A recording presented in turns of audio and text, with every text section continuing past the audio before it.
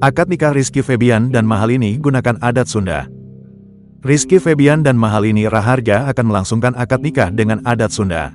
Akad nikah pasangan yang sudah berpacaran lebih dari 2 tahun itu akan digelar di Jakarta pada tanggal 10 Mei tahun 2024.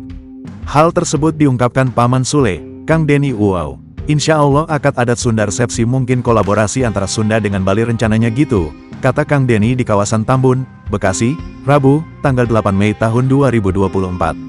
Ya mungkin dari pakaian aja. Untuk akad adat Sunda, insya Allah ada acara adat, lanjutnya. Selain itu, hari ini juga telah digelar acara pengajian Rizky Febian bersama keluarga besarnya secara tertutup. Pada kesempatan ini, Kang Denny mengatakan bahwa Rizky Febian dan Sule sampai meneteskan air mata. Betul nangis, haru campur bahagia.